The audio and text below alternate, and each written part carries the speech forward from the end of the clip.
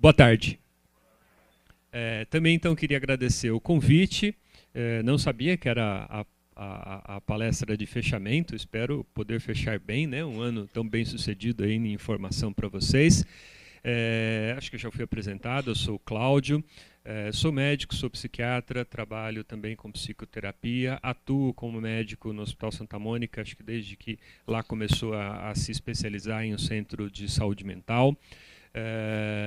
Vou falar sobre um tema que eu acho bastante importante em função de um fenômeno, que a gente vai falar inclusive no início da apresentação, que vem acontecendo mundialmente, está acontecendo no Brasil e tem inúmeras repercussões, inclusive, por exemplo, todo um debate sobre a questão da previdência, né, do INSS, que nós não comportaremos o número de pessoas que estarão aposentadas, não teremos jovens suficiente ou não tem a receita suficiente, enfim, isso tem repercussões não só econômicas, como também tem repercussões do ponto de vista de saúde. Na medida em que envelhecemos, temos mais chance de ser acometidos por agravos à saúde que são mais típicos conforme o avançar da idade, né? Por exemplo, eu nunca me esqueço que uma das primeiras coisas que eu aprendi lá na faculdade de medicina foi que um professor de urologia disse o seguinte: todos nós homens teremos câncer de próstata. Eu falei, mas como ele pode ser tão taxativo assim? Mas é uma verdade. É muito comum o achado anatomopatológico em autópsia de câncer de próstata em pessoas que morrem acima dos 90 anos de outra causa, mas que tinham lá um câncer incipiente. É uma doença muitas vezes, né, que é demorada, ela nem sempre é uma questão mais fulminante na vida de alguém, são raros casos em que ele é mais avançado ou avança rapidamente, de tal forma que alguém pode, né, ter 90 anos, falecer de um infarto, mas nem saber que também já era portador, por exemplo, de, né, um câncer de próstata na população masculina. E assim vai também com várias outras questões, né, que vem acontecendo em função do avançar da expectativa de vida. Algo que nós não temos que lamentar, muito pelo contrário, né? Que bom que temos a humanidade podendo viver cada vez mais anos, mas temos sim que encarar o desafio de buscar, nesses anos, viver com mais saúde. E na área em que eu vou falar aqui hoje, viver com uma melhor saúde psíquica, estar alerta, estar atento àquilo que possa acontecer mais tipicamente, né, da terceira idade em diante, ou algumas vezes até precocemente, que são as alterações dos transtornos cognitivos. Aliás, eu acho que eu estou começando com uma mentira. Eu não vou falar apenas de demências, né? É que o tema acaba sendo a palavra que mais genericamente ou globalmente fala sobre o assunto, né? E mais ainda se eu dissesse aqui que eu iria falar sobre apenas Alzheimer, que é a palavra que todo mundo lembra nessa questão do envelhecimento precoce, da perda das capacidades mentais, eu estaria mentindo mais ainda. Por quê? Porque Alzheimer é uma das causas de demência, né? Uma das causas de perda da capacidade psíquica, mental, né, cognitiva que a gente possa ver, né? Tem outras causas. É uma grande causa que responde por uma grande maioria dos casos, mas não responde por absolutamente todos, conforme a gente vai dizer aqui ao longo da palestra. Então, gostaria do seguinte: vocês podem ir me interrompendo caso tenha alguma dúvida, ou podem também, vou tentar reservar um tempo, pelo menos uns 10, 15 minutos ao final da apresentação para as dúvidas, mas se alguém tiver qualquer questão no meio do caminho, também pode, por favor, me interromper, ok? Estou bem aqui no microfone? Talvez eu me atrapalhe um pouquinho, sou um pouco desastrado entre trocar o slide e segurar o microfone, mas aí vocês vão ter paciência comigo, claro, né?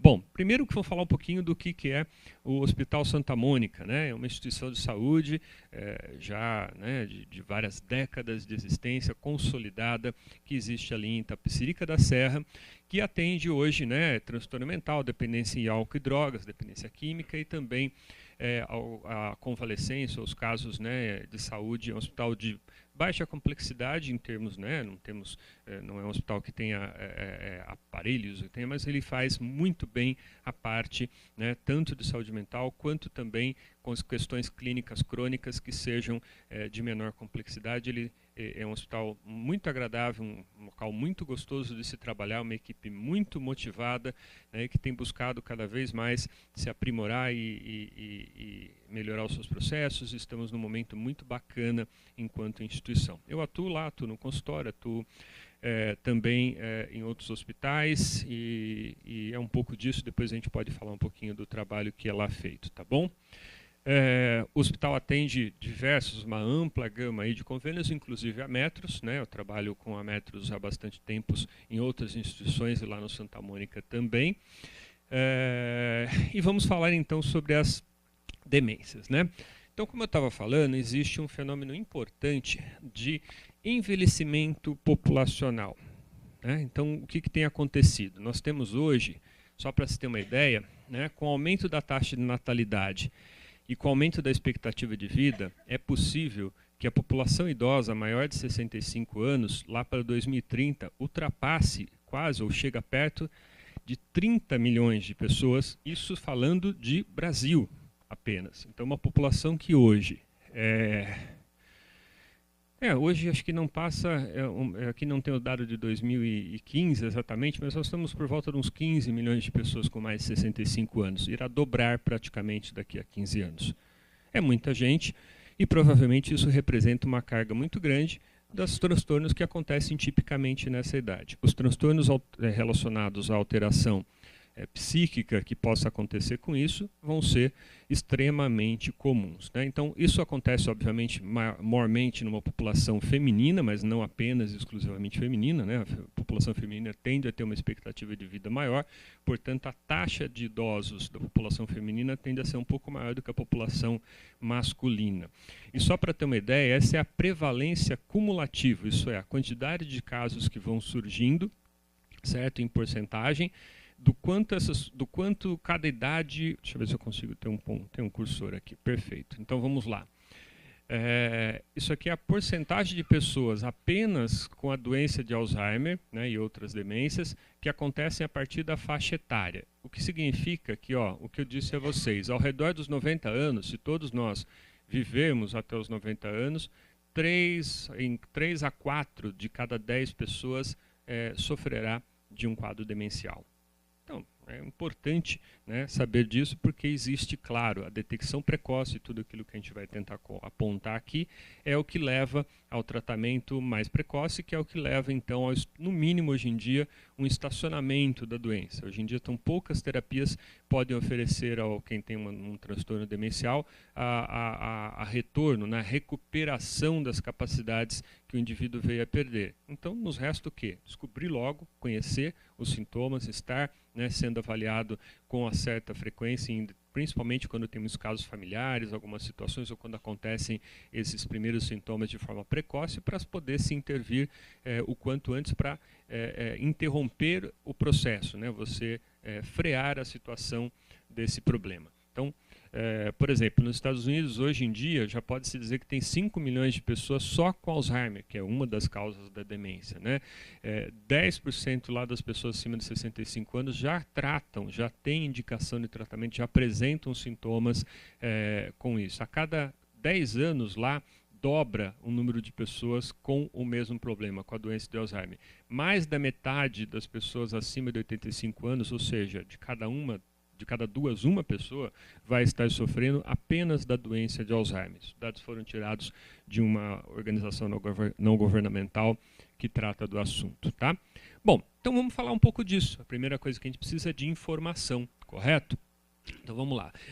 Como eu disse a vocês, eu não vou aqui explicar diretamente a questão Alzheimer ou demência, né? Eu gostaria de passear um pouquinho, até para vocês conseguirem compreender, alguns conceitos importantes para entender exatamente o que uma pessoa que tem uma demência, que tem um Alzheimer, está prejudicada. Quais são as capacidades, exatamente o que do funcionamento mental de alguém está tendo problemas, né? E como é que se avalia, como é que se percebe esse tipo de coisa. Opa, para trás, para frente. Muito bem. Primeiro, o conceito de inteligência, que, aliás, se a gente pode dizer que, de modo geral, a demência é uma perda da capacidade mental da inteligência, o que é inteligência? E aí, quando eu fui montar essa aula, alguns anos atrás, eu percebi o seguinte: deixa eu procurar aqui uma boa definição de inteligência. Gente, vocês não têm noção de quantas maneiras diferentes é possível definir, né, é possível conceituar a palavra inteligência, né? Então, eu só separei, nem vou ler nenhuma delas, ou talvez vou ler aquela que eu acho que é mais interessante, que é a seguinte, na minha opinião é mais simples de entender, é a capacidade da gente de agir e se adaptar diante de situações novas. Essa é uma definição interessante do conceito de inteligência, ou seja, é muito complexo, uma coisa que tem tantas definições é porque justamente é muito difícil de definir, né? Então, vários autores vão dando as suas conceituações a respeito da função inteligência no ser humano, né? Bom, se a gente for olhar para a palavra, ela também já diz bastante coisa, né? Ela vem um termo que vem do latim, né, intelligentia, que deriva de intelligere e que vem, por sua vez, de dois outros termos, né? Intus, que quer dizer entre, e legere, que quer dizer escolher. Ou seja, escolher entre as coisas que a gente precisa escolher significa o sucesso com que a gente faz essas escolhas, o resultado prático das escolhas que a gente faz entre as opções, e até mesmo enxergar as opções, saber, né, avaliar as opções, é a nossa capacidade, né, global chamada aí de inteligência. Então, é a totalidade das funções cognitivas que compreende o pensamento humano e as funções corticais superiores. Por que corticais superiores, né? Só para explicar um pouco esse conceito. Os seres humanos estão, entre os mamíferos e entre os primatas em especial, a espécie que maior tem desenvolvimento da massa cortical, ou seja, do que a gente chama da massa cinzenta do cérebro, que todo mundo na linguagem leiga já ouviu falar. E, em especial, dos lobos, né, frontais e temporais. Nós temos isso de uma forma avantajada anatomicamente. Se a gente vai avaliar o nosso cérebro, o cérebro de outros primatas, a grande diferença está no desenvolvimento dessa parte cortical e cortical superior. Superior no sentido tanto do posicionamento quanto da importância desse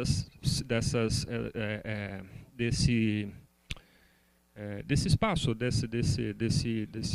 dessa parte aí, vamos dizer, do nosso cérebro, do cérebro que traduz, né, o que é a mente humana. A mente humana acontece dentro de um órgão, né, chamado cérebro, e é lá que acontece tudo o que nos faz pensar, sentir, mexer, né, ter dor, não ter dor, emoção e assim por diante. O senhor iria perguntar?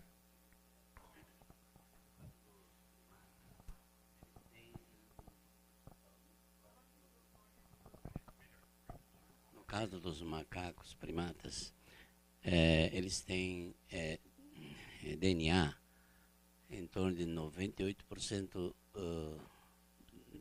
semelhante ao homem. Queria saber se essa massa cinzenta também é nesse percentual. Não, se a gente for olhar proporcionalmente, eu não sei se é exatamente 98, tá? Mas eu sei que a semelhança genética entre muitas espécies, em especial entre as espécies primatas, né, do que possamos dizer aí todos os símios, macacos e assim por diante, é muito semelhante à do ser humano. Mas eu não sei exatamente se o 98 está correto, mas o que eu sei é que a expressão dessa pequena diferença genética é brutal em termos, né, de resultado, de diferenciação da espécie, né? Acho que não existiu, por hora, né, sobre a Terra, nenhum outro ser vivo com a nossa capacidade evolutiva de adaptação, de inteligência, com toda essa modificação, esse ganho, esse plus que nós temos de capacidade. Né? Isso, de fato, é bem concreto. Por mais que você encontre inteligência, até, né, no sentido de várias das definições aqui, em outras espécies, você não tem uma espécie com tanta maior capacidade que, obviamente, o plus de capacidade que nós temos é muito maior do que a diferenciação, a pequena diferença de DNA. Mas o DNA tem muito disso, né? Ele é um código que uma pequena modificação gera uma grande diferença na expressão, na hora, né, de que isso se mostra na natureza. Então, o código genético pode ser pouquinha coisa modificada, mas isso causa uma mudança muito grande na expressão disso, seja física, seja psíquica, né, como nós estamos colocando aqui. Tá bom? Bom, para frente, eu tenho que acostumar aqui o outro lado, né? Então, essa é uma questão interessante da gente pensar, porque no dia a dia, e principalmente quem não é da área da saúde, mesmo quem é da área da saúde, mas está acostumado a lidar com coisas mais, vamos dizer, palpáveis, né? Não que o cérebro não seja palpável, mas quando a gente vai falar, puxa, olha, nós estamos com um problema aqui no coração de um sujeito, porque essa artéria aqui coronária tal está entupida em 90% e o sangue não está conseguindo passar, e esse sangue então não está conseguindo irrigar corretamente o músculo cardíaco e, portanto, o coração está correndo um risco, né, de infartar, por exemplo, de entupir de vez por um espasmo, por qualquer coisa que vá vamos falar numa linguagem mais fácil, entupir aquela artéria e dali por diante o sangue não entra, e quem falta sangue ali no músculo cardíaco, que trabalha o tempo todo, vai morrer. É muito concreto imaginar uma doença dessa. Mesmo se a gente for pensar na diabetes, puxa, por que alguém tem um problema de aumento da taxa de açúcar do sangue? Eu consigo, e qualquer um conseguiria entender tanto as causas quanto as repercussões disso. No entanto, na área psi, né, na área, vamos dizer, mental, é muito mais difícil. Por quê? Porque a gente tem que... O mesmo órgão que a gente usa para entender essas coisas que eu expliquei aí do coração, muitas vezes é ele quem está tendo alguma dificuldade, algum transtorno, algum problema no seu funcionamento, né? E, obviamente, é muito mais difícil de você imaginar, e realmente é uma fronteira ainda que se conhece bastante, mas ainda se tem muito a desbravar do funcionamento do cérebro. Por quê? Porque realmente é muito mais complexo, é muito mais difícil de desvendar. São bilhões de neurônios interagindo um com os outros de uma forma ordenada, muito difícil de ser examinado. Alguns exames conseguem mostrar essa atividade, conseguem documentar essa atividade, mas conseguir transformá-la num modelo facilmente compreensível e talvez até, né, replicável é muito mais difícil, né? Vocês há de convir comigo, tá bom? Mas não podemos, por causa disso, esquecer que, ao fim e ao cabo, tudo que nós somos, nós sentimos, nós falamos, vocês para terem capacidade de estarem aqui me ouvindo, eu para ter a capacidade de estar aqui buscando nas minhas memórias, no meu aprendizado, na minha experiência, a forma como vou falar com você, tudo isso é nada mais é do que uma expressão química elétrica, né? Tudo isso tem um substrato, tem uma coisa muito palpável lá, que é o funcionamento biológico desse cérebro. Ele é um órgão como outro qualquer. Ele depende lá, né, de nutrientes, ele depende de substâncias, ele depende inclusive de uma outra coisa que é essa capacidade de gerar correntes de informação através da polarização e despolarização da membrana do neurônio. Então o neurônio conversa com o outro porque ele secreta substâncias, né, químicas para conversar quando eles se conectam um com o outro, e essa substância química deflagra uma modificação na célula seguinte, que deflagra uma onda de despolarização naquela célula que vai repercutir em outras e outras e outras e assim por diante. O neurônio gasta energia para manter um lado da célula de dentro com um tipo de carga elétrica, certo? E o outro lado, um lado negativo, outro lado positivo. O que é uma onda? É quando há uma inversão que vai se correndo, vai andando através desse neurônio, aonde troca o positivo e o negativo através de uma onda, através dessa célula. Isso tudo é muito concreto, é muito palpável. E é graças a isso que se consegue hoje em dia, que a ciência já consegue desenvolver tanto fármacos como outros tipos de abordagem, de tratamento, aonde você modifica elétrica ou quimicamente o funcionamento do nosso cérebro, transformando, portanto, a expressão daquele problema, ou, né, agindo terapeuticamente, espera-se, né, esse é o intuito, com qualquer transtorno, com qualquer alteração que lá venha a ter. Tá? E como todos os outros órgãos do nosso corpo, ele tem um tempo de duração, né? Começo, meio e fim, né? Então nós todos temos, como globalmente enquanto seres, começo, meio e fim. E ao longo desse processo ele pode sofrer avarias, maus funcionamentos, desgastes, né? E assim por diante. E as demências, ou as perdas cognitivas, nada mais são do que a expressão disso. Quando ela acontece fora do padrão esperado, ou seja, acontece de uma forma mais acelerada ou mais proeminente, é que você consegue definir aquela alteração como um transtorno, como um objeto, né, de agravo à saúde, algo que você tem que se debruçar e imaginar, né, puxa, o que pode ser feito para interromper, brecar, retornar, reorganizar alguma coisa que está equivocada no funcionamento da mente. Isso serve para depressão, mas também serve, vamos dizer assim, para a questão demencial. Serve para todos os outros transtornos mentais, né? Não só a depressão. Citei a depressão por ser talvez a mais comum. Tá? Então, o objetivo desse slide era a gente não esquecer que o cérebro não deixa de ser a nossa mente, tudo que a gente pensa, respeitando, claro, sem dúvida nenhuma, todas as outras perspectivas com que esse fenômeno pode ser olhado, né? Porque nós podemos entender alma, espírito, né, e tudo mais que, com toda certeza, tem a sua validade. Mas aqui eu estou querendo me delimitar a falar da questão biológica, palpável, cientificamente no modelo de ciência comprovado. Tá bom? Muito bem. Então vamos falar da cognição, né, que seria a coisa, os pensamentos, ou seja, a atividade cerebral que nós estamos dizendo que nós temos de uma forma superior, né? Então cognição é o processo que leva a gente a estar consciente, a saber, conhecer, pensar, aprender, né, com a experiência, julgar, decidir, planejar para finalmente, obviamente, agir, né? Então, mesmo a não ação é uma ação. Você resolveu, optou por falar, olha, não, vou ficar aqui, né? O bicho está lá, eu vou ficar aqui, né? Eu vou enfrentar. Tudo isso nós usamos, né, todo o nosso conhecimento, toda a nossa cognição para tal.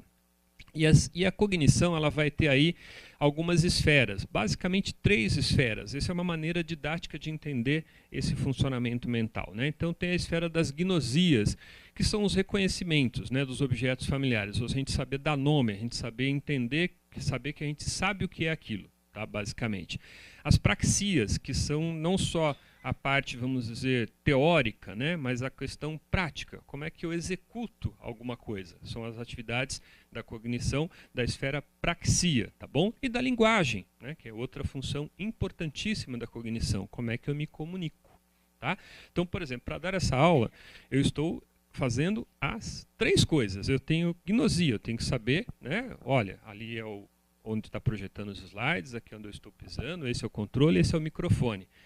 Eu tenho que ter uma boa praxia, eu tenho que coordenar, né? E eu falei para vocês que eu sou um pouquinho atrapalhado, quando é que eu aperto, é para um lado, é para o outro, né? Então eu tenho que me coordenar como é que eu vou falar. E eu tenho também que usar minha linguagem, isso é, eu tenho que saber como é que eu vou me comunicar. Então, do ponto de vista cognitivo, por enquanto, eu ainda não estou demenciando. Sorte a minha, né? Mas enfim, a gente vai percebendo que a idade, alguma alteração, vamos tendo, todos nós, né? Frente, para onde eu aponto isso para funcionar? Para cá, né? Perfeito. Então, as afasias, né? Então, só para guardar o termo, gnosia refere-se ao reconhecimento, a parte, vamos dizer, teórica. Praxia, a questão da execução das coisas, a parte prática, do fazer, né? E a linguagem, que a gente costuma usar o termo fasia, né? Mas afasia significa a alteração da linguagem. O sufixo ali a significa a falta de linguagem ou uma deficiência da linguagem, tá bom? Para outro lado, Cláudio, você não aprendeu ainda. Pronto. E, obviamente, a quarta esfera importantíssima, a memória, né? Eu estava sem memória, olha só, começando a repensar meu diagnóstico. A memória é uma esfera importantíssima da cognição, né? Por quê? Porque ela é que nos faz ser capaz de operacionalizar todas as demais coisas. Eu tenho que ter memória para poder saber que linguagem, qual é a palavra que eu escolho, né? E assim por diante. Eu tenho que ter memória para entender, por exemplo, que eu reconhecer isso daqui como um controle do reto da projeção requer uma memória visual, né? Requer uma memória até mesmo afetiva de alguma coisa, né? E assim vai. Então tem várias, a memória a gente costuma usar, eu botei memória, mas na verdade são memórias, né? Porque são vários tipos de memória, né? Vamos falar um pouquinho de cada uma delas. Mas vamos falar primeiro da agnosia, né? Então a agnosia seria uma deficiência dessa capacidade de reconhecimento. Então, muitas vezes um paciente está demenciado, se alguém tem algum parente, conhece alguém que tem com um problema de Alzheimer mais avançado, às vezes a pessoa não sabe nomear uma caneta. Você dá na mão dela, ela até usa para escrever. Como é que chama isso? Engasga e não sai. É o simples reconhecimento de que aquele objeto, né, comprido, azulzinho, transparente, com tinta, é caneta. Não sabe nomear, né? Então é um tipo de problema que pode acontecer. Não sabe, às vezes, reconhecer membros da família. Outra coisa super comum, né? Chega lá, o neto chama de filho, chama a vizinha, chama de filha, não consegue, muitas vezes, reconhecer mais, né, os rostos e assim por diante. A própria imagem no espelho, né, uma demência mais avançada, pode significar a dificuldade até mesmo de se reconhecer no espelho, né? E às vezes até incapacidade, porque nós temos também um tipo de memória que é tátil. Se alguém, né, fechar os olhos e der uma caneta na mão, a pessoa sem abrir o olho vai olhar aquilo e falar, puxa, eu estou tateando aqui uma caneta, né? Isso também é uma memória, também é uma função importante usando a memória, ter a capacidade de gnosia, né? Do outro lado, Cláudio. Apraxia, que é o prejuízo em realizar as atividades, a própria capacidade de pentear o cabelo, as coisas simples do dia a dia pode estar afetado em alguém que tem um processo demencial. Vestir-se, desenhar, copiar um desenho, isso tudo pode ser uma forma de identificar que um paciente está começando a ter essa perda de capacidade cognitiva. O funcionamento executivo, que é pensar abstratamente e planejar. Então, se eu der um papel, falar, olha, pega este papel com a mão direita, dobre em 4 vezes e coloque ele no chão. Isso requer essa capacidade do funcionamento executivo. Nós chamamos essa capacidade de entender uma situação, se planejar, executá-la a contento, chama-se função executiva, que é outra coisa que pode estar prejudicada nos transtornos cognitivos. Saber, por exemplo, falar nomes de animais em 1 minuto. Quantos nomes de animais você consegue dizer em 1 minuto? Existe uma quantidade padrão, uma expectativa de quantidades de nomeação que alguém consegue dar em 1 minuto. É uma das formas de medir, um dos testes que pode ser feito para se avaliar o transtorno cognitivo, a perda cognitiva, um quadro, por exemplo, de demência. Tá? As afasias são as dificuldades na evocação dos nomes dos objetos. Então, a pessoa começa a ter um discurso, muitas vezes, quando está prejudicada por essa doença, começa a ter um discurso que dá voltas no mesmo lugar, não sai do lugar, fica repetitiva. A pessoa, às vezes, pode chegar a ficar repetitiva do que você fala com ela. Ela tem um fenômeno chamado ecolalia. Você fala uma coisa, ela repete a mesma coisa. Você faz uma pergunta, ela faz a pergunta de volta para você. Os casos mais avançados, obviamente. E existem alterações que vão acontecendo de forma mais leve. Tem que entender que quase sempre nas demências é um caráter progressivo, insidioso, isso vai se dando não de uma hora para outra. Quando acontece uma alteração da capacidade de cognição mais abrupta, mais aguda, mais de uma noite para o dia, se tem que desconfiar se não é um outro tipo de doença que não as demências, que não o Alzheimer, por exemplo. O Alzheimer raramente ele é galopante. No mínimo, ele vai alguns par de anos para se instalar e avançar, mesmo nos casos em que isso acontece mais grave. Tá bom? O funcionamento executivo, a avaliação, a memória. Muito bem. A função cognitiva, a memória, é aquela que a gente usa para armazenar, resgatar, e eu esqueci de colocar. Tem uma outra função importantíssima do nosso cérebro relacionada à memória, que é a capacidade de esquecer. Você já imaginou se a todo momento estivesse na nossa mente, no plano atual de consciência, tudo que nós já vivemos? Isso ia gerar uma capacidade, ia gerar uma confusão tão grande, um fluxo de informações que não seria possível gerenciá-los. Então, faz parte da nossa capacidade, do bom funcionamento cerebral, a capacidade de esquecer. É preciso esquecer para caber outras coisas, é preciso esquecer para poder gerenciar o atual. Se tudo vier à mente ao mesmo tempo, não tem sentido. Não consegue dar sentido a alguma coisa. Então, nosso cérebro está preparado, inclusive, para silenciar algumas partes o tempo todo. Ele está silenciando outras partes para que somente aquela que nos interessa seja acessada. E quando a gente fala de memória, tem vários tipos de memória. Memória episódica, semântica, de procedimento, e operacional é uma forma mais didática, interessante de discutir essas capacidades de memória. Então vamos lá, a memória episódica é a memória utilizada para lembrar experiências que a gente vive num determinado contexto. Então, por exemplo, saber amanhã, vocês lembrarem que assistiram essa palestra, vocês estão usando uma memória episódica. Talvez no ano que vem, no encerramento dessa palestra, do ano que vem, da palestra que encerrar o ano que vem, talvez vocês não lembrem. Não lembram do meu rosto, não vão lembrar com todos os detalhes. Qual foi o assunto mesmo, tal. Isso é comum. Mas a gente usa essa memória episódica. Aquilo, obviamente, que é mais importante, que a gente procura guardar mais, ou que tenha mais expressão afetiva, a gente vai tender a lembrar com mais facilidade. E aquilo que talvez não tenha tanta importância, o nosso cérebro também é preparado para colocar aquilo na caixinha do esquecimento, na coisa mais difícil de acessar, porque você não está utilizando. A gente não costuma manter na memória episódica, e ela só se transforma numa memória biográfica, uma memória mais de fixação, as coisas que são usáveis, utilizáveis, têm que ser acessadas de forma mais rotineira. Aqui, por exemplo, coisa interessante, mostra que existem determinadas áreas do cérebro responsáveis por determinados tipos de memória. Quer dizer, um dano nesta região vai afetar mais a memória episódica do que outros tipos de memória. Isso é uma coisa interessante. A memória semântica é aquela que tenta entender o conceito das coisas, não o episódio, mas sim o que a poder replicar. Isto é um apontador e um trocador de slides, mas se eu visse qualquer um de nós apresentados a isso, visse um outro de outra marca, olhasse, você iria sacar e a tua inteligência, a tua memória semântica iria dizer, eu sei o que é isto.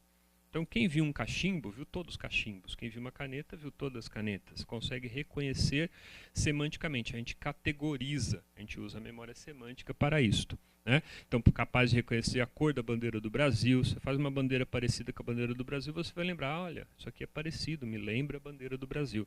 Então, é memória de conceito. Tá? Está envolvida em outras áreas anatomicamente falando. Então, a memória semântica está envolvida com o lobo temporal inferolateral. Né? A memória de procedimento, que é a próxima que nós vamos falar, por exemplo, que está falhando comigo, que toda hora eu aperto o lado errado, é a memória de procedimento, né? A capacidade de aprender habilidades comportamentais e cognitivas utilizadas de forma automática e inconsciente.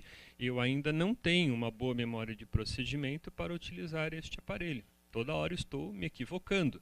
Se eu der essa aula, ou der aula aqui usando esse aparelho 3, 4, 5 vezes, eu vou uma hora aprender de que lado que é a coisa. Tanto é que existem situações que a gente automatiza alguns comportamentos, não é? Sei lá, dirigir. Quantas vezes quem dirige não se pega, né, pensando numa coisa e depois você fala, nossa, mas eu nem percebi que eu dirigi, ou você desvia de um carro, você evita uma situação, você fala, mas nossa, foi meio no piloto automático.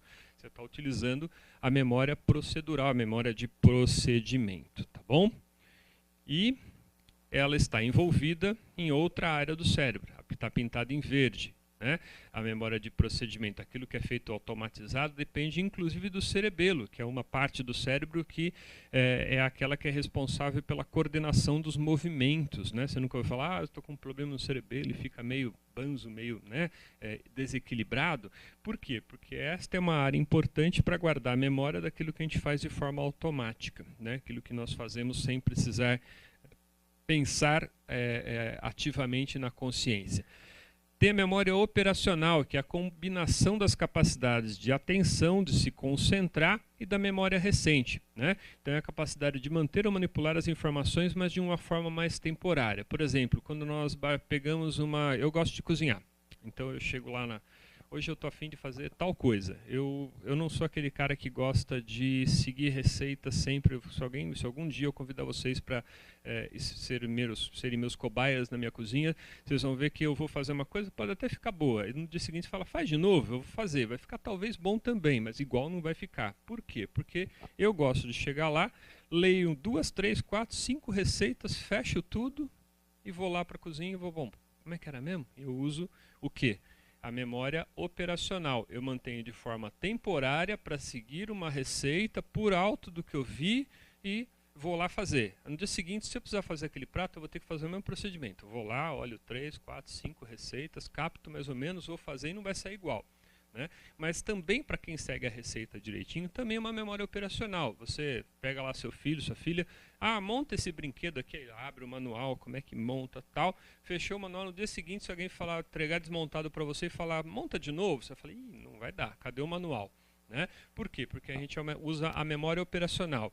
Ela é mais momentânea, mais passageira, tá bom? E ela está envolvida...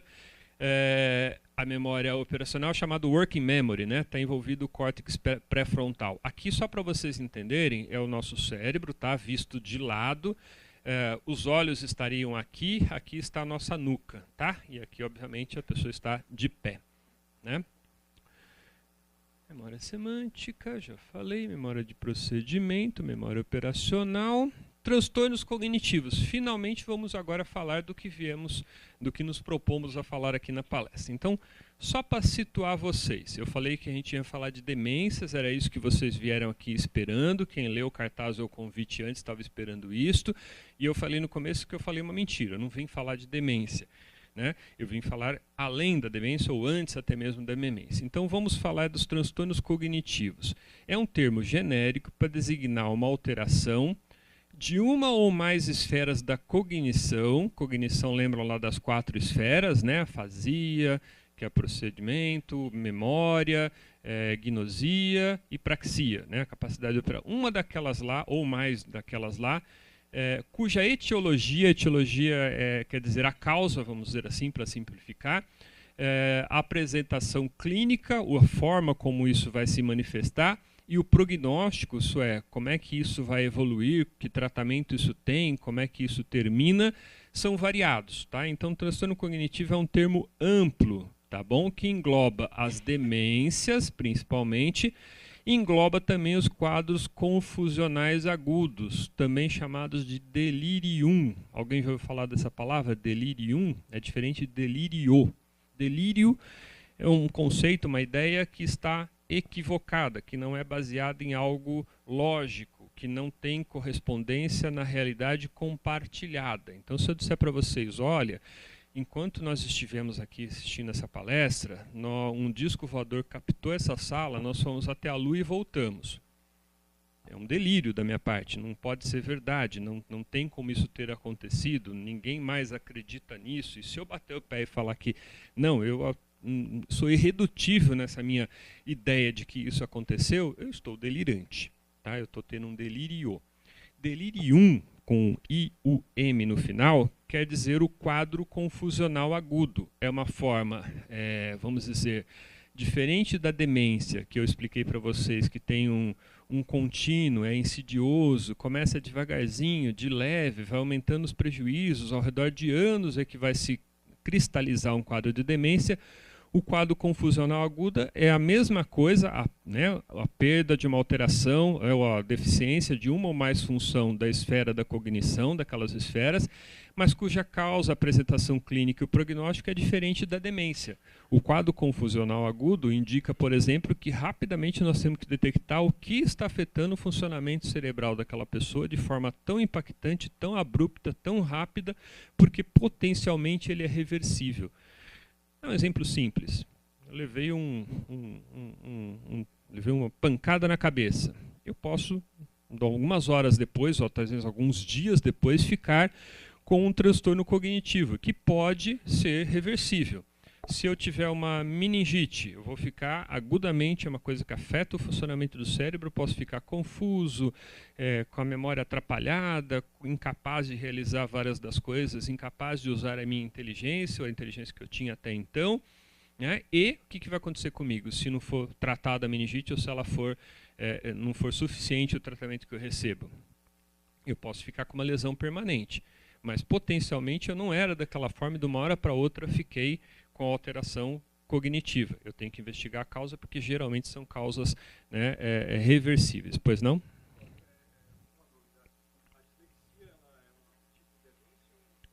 Não, a dislexia é uma questão do desenvolvimento. Então, essa é uma pergunta interessante, acho que eu preciso até modificar um pouquinho a aula. Na verdade, existem os transtornos cognitivos, é um termo utilizado mais para designar aquilo que é perda. Eu tenho e eu perdi. É diferente do outro jeito de ter uma dificuldade cognitiva, que é eu não desenvolvi, que são os retardos. E aí existem outros transtornos cognitivos que não são graves, como, por exemplo, a dislexia, que na verdade é uma alteração, uma relativa incapacidade ou dificuldade de compreensão, de decodificação visual da linguagem. Então, um transtorno específico da linguagem, geralmente ele é desenvolvido. Ninguém fica dislexo. Né? Todo mundo cresce e uma criança pode ter uma dislexia por uma questão de desenvolvimento. Aí vão ter vários, nossa, é um capítulo à parte, algo que inclusive eu nem tenho uma experiência tão vasta nisto, né, para poder falar mais sobre dislexia. Mas estou falando, foi importante a sua pergunta para a gente diferenciar. o que é a perda da cognição, né, ou seja, eu estou perdendo função, do que é eu não desenvolvi, que é os retardos de desenvolvimento, né, dificuldade, né, de aprendizado, que aí vai manifestar, obviamente, desde pequeno, e aí mesmo essa pessoa pode, depois ter um Alzheimer, ela perdeu o que ela tem, mas ela vai perder do patamar que ela tem. Tá bom? Para frente, Cláudio. Então, vamos lá. O quadro confusional agudo é interessante falar sobre ele. Por quê? Porque ele tem que ser reconhecido logo, é uma emergência psiquiátrica, uma das poucas emergências, inclusive em psiquiatria ou em neurologia, né? É um transtorno cognitivo de instalação aguda, frequentemente acompanhado de desorientação do tempo e do espaço. Então a pessoa fica não só perdendo as capacidades, como ela perde um pouquinho a capacidade de saber que dia é, onde é que eu estou, como é que eu vim parar aqui. A pessoa fica num estado confusional e o nível de consciência varia. Isso é, a pessoa pode ficar, né, como um delírio, um transtorno, né, um distúrbio neurocomportamental, alteração aguda, então instalação abrupta do estado mental, com alteração, com diminuição da capacidade de atenção, de focar. Geralmente um quadro confusional, na verdade, mesmo a atenção, a capacidade, vamos tentar definir o conceito de atenção. Então a atenção, na verdade, a gente costuma dividir didaticamente ela em duas. Atenção voluntária, que é o quê? O que vocês estão fazendo? Vocês estão voluntariamente tentando se concentrar e prestar atenção em mim, correto? E tem a atenção que é chamada espontânea, que é aquilo, se um passarinho vier e bater no vidro, vocês vão perceber a despeito de eu continuar falando. Por quê? Porque uma parte da atenção de vocês está focada em mim, a outra está rondando o ambiente, mantendo-se de antenas ligadas, que é a atenção espontânea que a gente chama, que é aquilo que de repente nos tira, nos desfoca, nos faz, faz mudar o voluntarismo, né? Aquilo que a gente escolhe prestar atenção, aquilo que a gente presta atenção. Geralmente quem tem um quadro confusional agudo, um delírio, vai ter uma capacidade de atenção voluntária, de concentrar-se, diminuída. E às vezes tem um aumento da capacidade da atenção involuntária, da atenção, né, espontânea. Então a pessoa fica de sobressalto, tudo que acontece no ambiente estressa ou chama atenção ou desfoca aquele sujeito que está num quadro confusional agudo, tá? Um distúrbio metabólico pode acontecer, pode fazer isto, tá? E é interessante pensar que mesmo os pacientes idosos que já têm um transtorno crônico, demencial, podem ter um quadro confusional agudo, sobrepor ao quadro da demência, do Alzheimer, da doença da perda da capacidade cognitiva, um agravamento abrupto do seu estado mental. Inclusive, ele é muito mais suscetível a isso. Então, se você está gripado, e somos jovens, saudáveis, quando a gente tem uma gripe muito forte, ou uma doença qualquer mais grave que está nos incomodando, nós conseguimos ter a mesma capacidade mental? Não. Tem um pouquinho de declínio. Quer dizer, puxa, eu não estou bem, tenho que estudar, mas estou aqui com gripe, né, com febre, eu não vou conseguir me concentrar. Correto? Imagina quem tem a capacidade já diminuída. Para ela, aquele degrau da gripe já faz ficar um estado confusional muito grande. Então é muito comum um idoso, por exemplo, uma simples infecção de urina, que para nós ia causar só um incômodo de arder para fazer o xixi e tudo mais, no idoso pode nem dar ardência para fazer xixi, mas pode deixar ele mentalmente confuso. Então ele tem que ser investigado para saber se tem alguma causa infecciosa, metabólica, está tomando remédio para pressão, isso faz com que diminua o sódio, aumente o potássio, essas alterações dos íons do sangue, pouquinha coisa para nós. Nós temos uma tolerância, nós continuamos funcionando razoavelmente bem diante de uma agressão, ou de um distúrbio pequeno qualquer metabólico. O idoso demenciado está com a reserva dele diminuída. Um pouquinho que ele tenha lá de alteração, ele pode ficar confuso, mais confuso que o habitual. Então aí seria o caso de um delírio sobreposto a um quadro demencial, que é uma emergência médica. Essa pessoa tem que ser investigada porque tem que reverter, sinal que está tendo um agravo importante à saúde daquela pessoa, tá? Muito bem, causas principais desse quadro confusional aguda ou delírio, né? Distúrbios metabólicos, por exemplo, insuficiência hepática, insuficiência renal, uma queda da glicemia, o cara tem diabetes, mas tomou remédio, mas não tomou, não se alimentou, vai dar uma hipoglicemia, pode ficar em um quadro de delírio. Uma pessoa mais jovem, com mais reserva, não vai ter.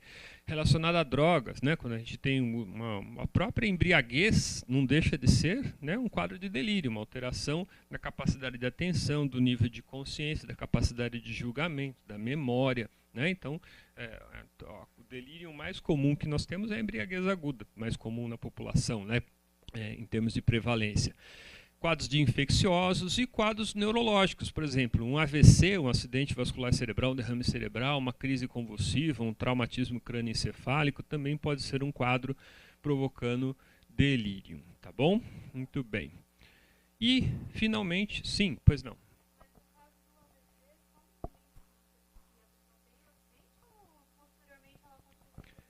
Muito importante. Não. No momento que acontece o acidente, costuma cursar com um quadro de delírio. Então, agudamente, a pessoa perde uma capacidade. Meu pai faleceu esse ano, foi no dia da 4ª quimioterapia. Acordou, foi para fazer, passei para pegá-lo, ele começou a ter dificuldade para andar e começou a enrolar a língua, não conseguia entender o que ele estava falando. E ele estava todo confuso. O que ele estava tendo? Um AVC. Né? E, obviamente, se ele não tivesse lá o tumor que levou ele a falecer do câncer, ele iria ficar com uma sequela. Talvez uma sequela mais física, talvez algum grau de sequela também psíquica. E aí sim, existe uma forma de instalação da demência que sofre um AVC, tem um delírio, um estado confusional agudo, lesa alguma parte do cérebro que faz com que instale de forma irreversível uma deficiência da cognição. A partir dali, ele vai ficar com aquele grau.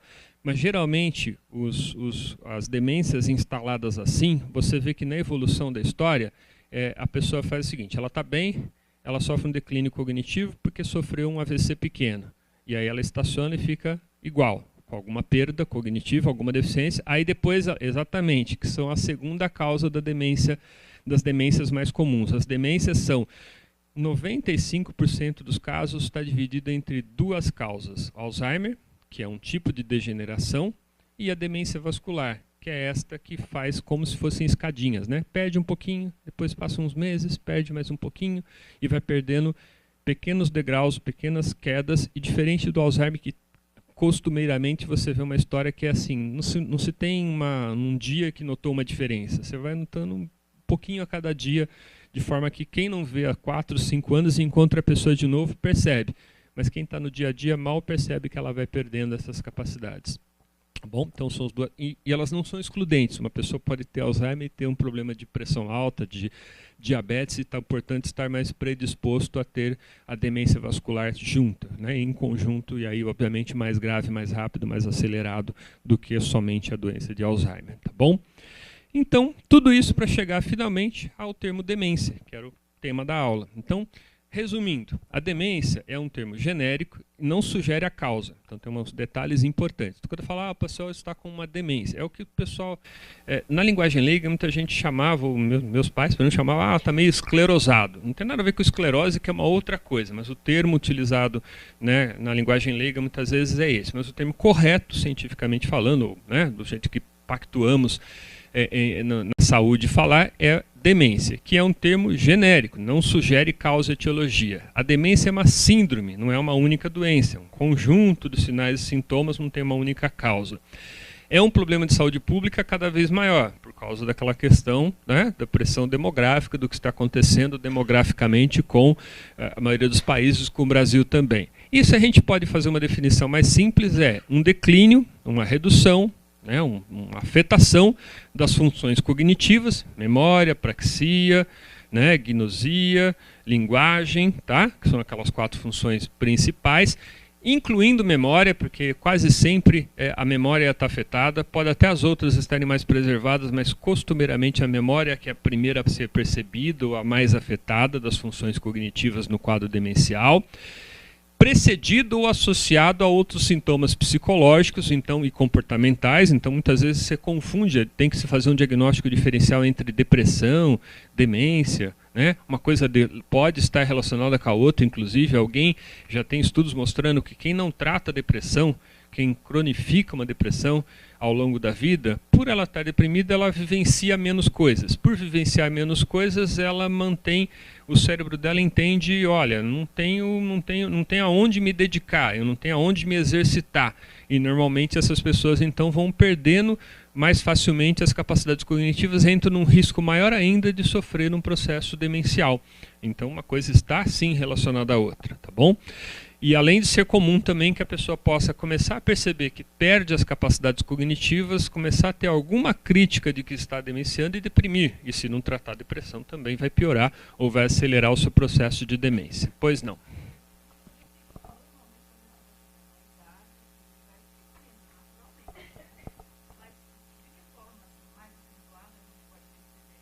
Isso, eu vou falar, vai ter uma parte da palestra que vai ser o final, onde eu vou falar quais são os sinais de alerta, tá bom? Que é exatamente essa sua pergunta, tá?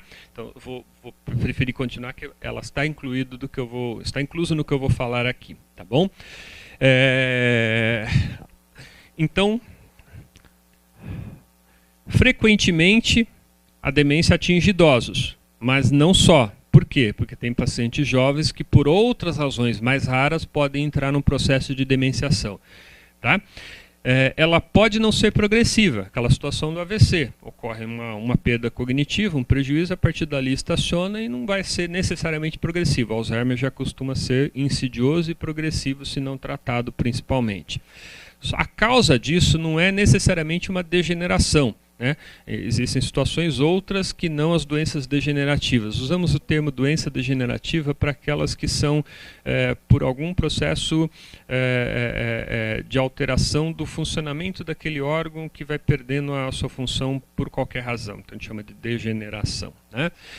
O envelhecimento normal não inclui e nem é causa de demência. Então isso é uma coisa importante. E ter mais idade não significa necessariamente não é causa, não é porque temos mais idade que temos demência, é porque ocorre lá alguma etiologia, alguma coisa causando aquilo, tá? E nem todas as pessoas que envelhecem vão ter. É importante também entender isso. Obviamente, algum grau de redução das capacidades cognitivas conforme idade é esperado. Tanto é que quando você vai fazer uma testagem neuropsicológica, que é uma bateria de testes, onde vai medir e quantificar com muito detalhe, com olhar com uma lupa, todas as capacidades cognitivas aqui, né, designadas, você vai encontrar que você tem um tipo de percentil de acerto ou de resultado esperado para cada faixa etária. Então, obviamente, se espera menos conforme a faixa etária é maior, mas tem um grau de acordo com o que é mais prevalente na população, de qual é o nível com que isso é aceitável, com o nível com que isso passa a ser preocupante. Então, existe sim determinações mais, vamos dizer, mais objetivas, né? Tentando objetivar, tentando dar níveis concretos para ser avaliação. Não é só uma impressão do médico, embora um médico experiente vai conseguir, obviamente, ter esse diagnóstico apenas com o exame psíquico, apenas com a entrevista médica, tá? Mas existem testes que vão quantificar ou tentam quantificar essas perdas cognitivas. São interessantes e importantes até para que você possa avaliar o resultado de tratamento. Então você sabe que está tendo, puxa, aqui nós temos sim um quadro já instalado de uma demência leve. Tá bom, mas por que ela é leve? Porque ela está situada com tais e tais perdas cognitivas. Então eu começo um tratamento que vai tentar, ou tem por objetivo, reduzir a velocidade com que isso progrida ou estacionar esse problema. E como é que eu começo se ele está funcionando? Depois de um tempo, 1 ano, 2 anos, eu vou periodicamente fazendo de novo essa bateria de testes. E eu consigo monitorar se eu estou fazendo com que aquele cidadão tratado está, vamos dizer, saindo do risco de se agravar mais rapidamente. Se eu estou realmente tendo um resultado do tratamento, que é a postergação desse processo, ou, né, uma interrupção deste processo quando ele tem, né, uma causa definida, como por exemplo Alzheimer e assim por diante. Né? Esse diagnóstico da demência ele é eminentemente clínico. Existem exames que possa ser feito para comprovar? Claro, existem exames de imagem, por exemplo, cerebral, a ressonância magnética tal, que ele vai mostrar para algumas causas de demência uma alteração específica anatômica, que é uma redução dessa camada cortical, um aumento da quantidade de líquido ali no cérebro e assim por diante. Mas não é nem necessário e às vezes nem suficiente. Muitas vezes tem, né, acompanha a alteração, é comum, mas não é necessário nem um exame específico, nem um teste específico para tal. Opa, ainda não aprendi que é para frente. Muito bem. Oi.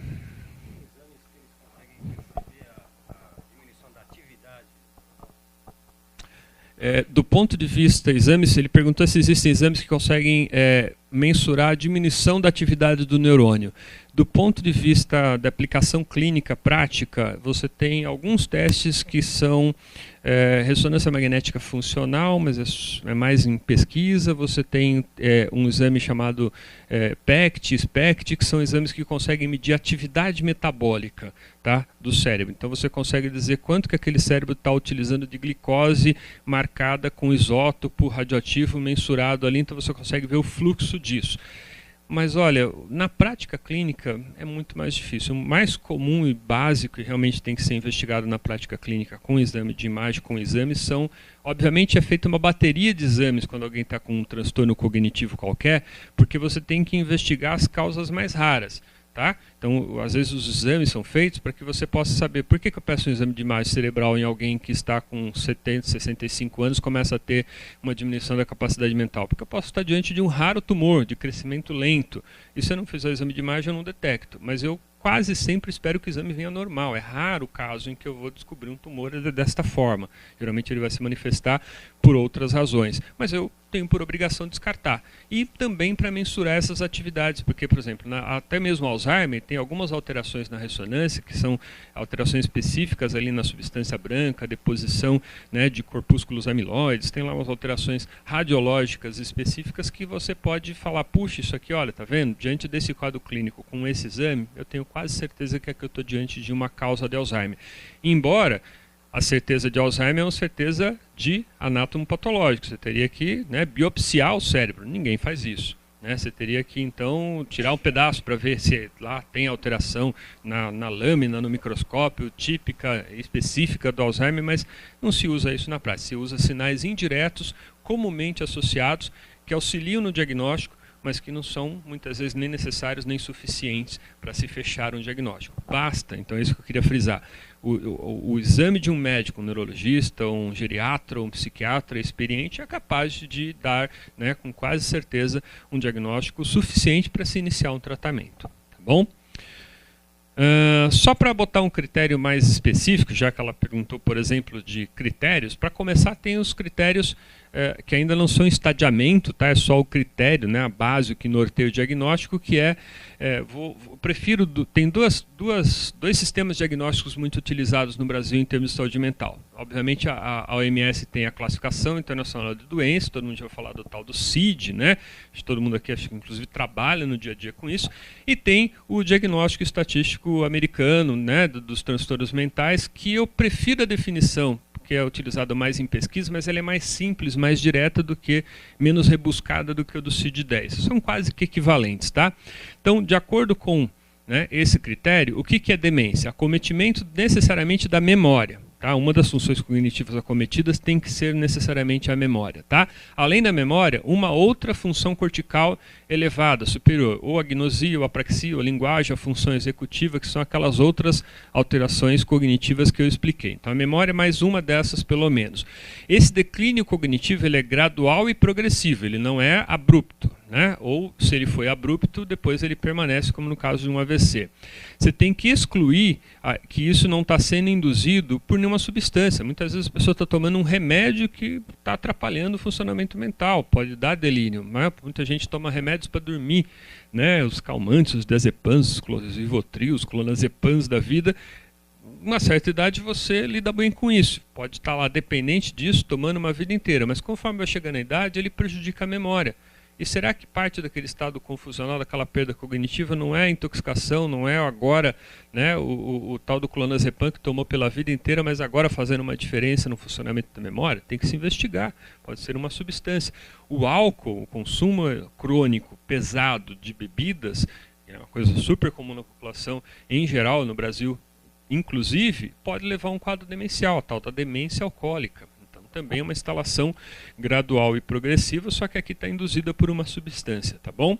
E esses déficits não ocorrem exclusivamente durante o delírio, tá? Então pode acontecer, alguém pode ter delírio e ter isto, mas essas alterações não acontecem só no delírio, só na alteração naquela coisa que está afetando agudamente o cérebro, tá? E é importante excluir, até citado, a depressão, porque um quadro depressivo na terceira idade é facilmente confundível, tem sintomas muito semelhantes ao demência. Tá? Então, tanto é que é chamado de pseudodemência, porque é uma demência que ao tomar antidepressivo, tratar direitinho a depressão, a pessoa volta a ter o funcionamento cognitivo melhorado. Era apenas um quadro depressivo que estava parecendo ser uma demência. Tá? E para finalizar, a gente, então, só para colocar, né? Então, só para diferenciação. Ah, sim, esqueci. Existe, né, um termo chamado, que vocês vão ouvir falar por aí, transtorno cognitivo leve. O que é o transtorno cognitivo leve? Alguns pesquisadores tentam definir um quadro intermediário entre o que é o envelhecimento normal, que tem sim uma diminuição de algumas capacidades cognitivas, tá? Mas dentro de acordo com o esperado para a idade, e a demência. Tá? Então, a pessoa que tem uma coisa um pouquinho mais do que o envelhecimento normal, mas você não consegue configurar uma demência, resolveu-se cunhar o nome de transtorno cognitivo leve. Tá bom? Sinais de alerta. Então, finalizando. Quais são os sinais de alerta? Importante para você, né? Conheça alguém, será que isso está acontecendo? Tal. Tem a Alzheimer Association, é uma entidade que estabeleceu 10 sinais para ficar alerta, que não quer dizer que é demência, mas quer dizer, puxa, procure um especialista, procure uma avaliação mais refinada. Tá? Então, primeiro sinal, esquecimento que interfere na função. Tá? Isso é importante. Não é qualquer esquecimento, qualquer problema de memória que é igual a demência. É um esquecimento que chega a interferir. Então, não é esqueci a chave do carro onde eu deixei uma vez. Nossa, eu vivo atrasado porque eu não consigo achar a chave do carro. Então, estou atrapalhando o meu funcionamento. Ok? Ah, eu esqueci o telefone, eu vivo esquecendo o telefone das pessoas, o número de telefone das pessoas. Eu não consigo levar o telefone nem da minha casa. Por quê? Porque hoje em dia tem um fenômeno que é a gente usar a memória do aparelho, do celular. Então a gente não usa mais aquilo. Isso não é uma demência. Você não tem utilidade para aquilo, você não tem por que ficar guardando o telefone. Né? Então não é esquecer um telefone habitual. Né? Aí sim, esquecer várias coisas, esquecer a rua onde mora, esquecer coisas mais concretas. Oi. Então, na verdade, tudo o que o cérebro ele precisa de três coisas, três alimentos, três coisas são fundamentais para o bom funcionamento do psiquismo em geral. Uma é uma boa alimentação, e isso inclui inclusive o reflexo de que o cérebro ele precisa de glicose o tempo todo. Então o cérebro precisa, não é que eu vou então comer açúcar o tempo todo, eu vou melhorar da demência, tá? Mas é só uma maneira que eu acho interessante de lembrar que uma boa alimentação provavelmente vai levar a um bom funcionamento cerebral, tá? Uma boa saúde psíquica, é um fator importante, tá? O cérebro também precisa, então para lembrar disso é lembrar que um cérebro sem glicose morre, né? Então muito bem, em minutos, 5 minutos. O cérebro também precisa de oxigênio o tempo todo. Também um cérebro sem oxigênio, se alguém for afogado, parada cardíaca tal, ficou 5 minutos sem respirar, o cérebro também morre. Então, para lembrar que o nosso cérebro, além do oxigênio no dia a dia, isso nos dá uma pista de que ele precisa de uma boa atividade física, ele precisa estar instalado num bom corpo. Então a gente precisa ter a saúde em geral bem cuidada, isso vai ajudar a gente a diminuir a chance de termos um problema, né, de envelhecimento ou de perda da capacidade cognitiva precoce. Só que o cérebro também precisa, e essa é uma coisa que pouca gente leva em consideração, o cérebro, a atividade humana, precisa de experiência, precisa de vivência, precisa de desafio, precisa estar constantemente sendo instigado, alimentado por tudo que a vida possa oferecer. Então é importante ver filmes, falar com pessoas, sair de casa, fazer palavra cruzada, né, que é o clássico de falar, mas tudo, trabalhar. Ah, eu parei de trabalhar, aposentei, mas não deixe se aposentar o seu cérebro. Saia procurando desafios na vida, aprendizados novos. Esse alimento é importantíssimo para a saúde do cérebro, tanto para não ter depressão, não ter, né, isso de uma forma colabora, né, para resolver ou não ter problemas psíquicos em geral, como também mantém ele em atividade, mantém ele desafiado, mantém ele afiado. O cérebro não deixa de ser que nem um músculo. Se eu encostar minha mão aqui por 2 meses, meu músculo vai atrofiar. Se eu deixar de usar a memória posso não usar mais para guardar os telefones, então eu aproveito esse espaço e vou tentar guardar outras coisas, né? Vou tentar outros desafios. Então é importante, em termos de prevenção, essas 3 questões, e todas elas nos remetem a coisas muito mais amplas. Então, é glicose, oxigênio e experiência. Só que isso, veja a repercussão, né? A glicose para simbolizar uma boa alimentação, né? Uma alimentação saudável.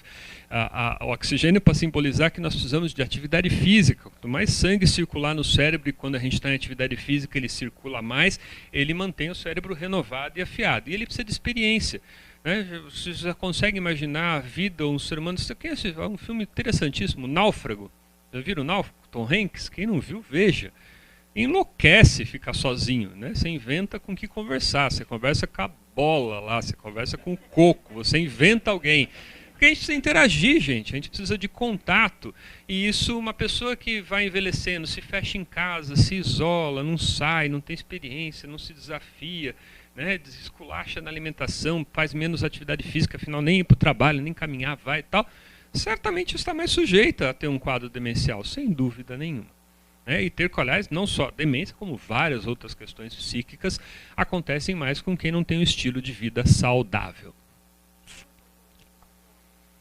Opa, também, também, é verdade. Tanto é que hoje existe a tal uma especialidade médica chamada medicina do sono. Então o cara faz uma residência lá para ser médico do sono. Você vê o tamanho da importância, né, de se dormir bem. E dormir não significa estar inconsciente por várias horas. Isso não é necessariamente dormir bem, né? Dormir bem envolve mais do que isso. E cada um também tem o seu ritmo. Tem gente que precisa dormir menos. Aliás, com a idade, tendemos a precisar dormir cada vez menos, né? Eu não imaginava que hoje eu durmo 5, 6 horas por dia e estou ótimo, não consigo ficar além desse tempo, né? Eu era uma pessoa que quando tinha 15, 16, 20 anos, eu precisava dormir 10. É normal, né? A gente vai perdendo, mas o interessante é que ele seja repousante. E aí tem várias coisas que influenciam no sono. Seria, nossa, é uma outra aula. Falar aqui sobre transtornos do sono, nossa, é um outro dia. Deixa eu só falar o seguinte, só para todo mundo poder ver a mesma coisa, estamos, né, só passar os 10 sinais, tá? E aí a gente debate, tá bom? Então, um deles, né, o primeiro sinal de alerta para os quadros demenciais, esquecimento interferindo na função. Segundo, dificuldade para executar as atividades de vida diária. AVD quer dizer atividade de vida diária, as coisas simples. Onde eu deixei a chave, como é que eu faço arroz, como é que eu monto uma coisa, sabe? A pessoa começa, aquilo que era corriqueiro começa a ficar enroscado ou falhar de vez em quando, sinal de alerta, tá? Distúrbios da linguagem, trocar palavras, trocar nomes, trocar, né? Comecei a ter dificuldade para definir alguma coisa, tal, obviamente excluindo as coisas que a gente não usa. Estou falando daquelas coisas esperadas, puxa, mas eu não tinha essa dificuldade, tal. Então começa a ficar, né, prestar atenção. Obviamente não é só uma andorinha que faz verão, né? Esse aqui é importante, inclusive, para os quadros confusionais agudos, os delírios, né? A perda ou a desorientação no tempo e no espaço. Que dia que é hoje, onde é que eu estou, de onde eu vim, e assim por diante. Um estado que a pessoa, está meio perdida, é um sinal de alerta, inclusive para coisas mais agudas, tá? Comprometimento do julgamento, não saber bem como agir numa determinada situação, não é julgamento aqui no sentido de julgar pessoas, mas é discriminar. Será que eu devo, é melhor eu ir a pé ou ir de ônibus para aquele lugar? Será que eu devo, eu posso parar com o vidro aberto no farol? Não, mas não tenho, começa a ter dificuldade para decidir corretamente determinadas coisas, tá? Então essa capacidade de juízo, de ajuizamento das coisas.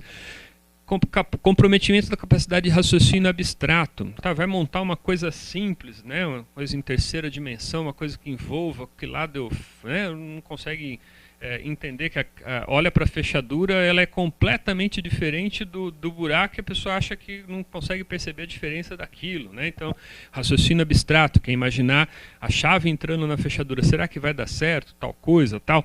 Então, diminuição dessa capacidade. Perda frequente de objetos, esquecer coisas, né? Então é outra sinal, alerta comum para quadros demenciais. Alteração de humor e do comportamento, esqueci de falar uma coisa importante.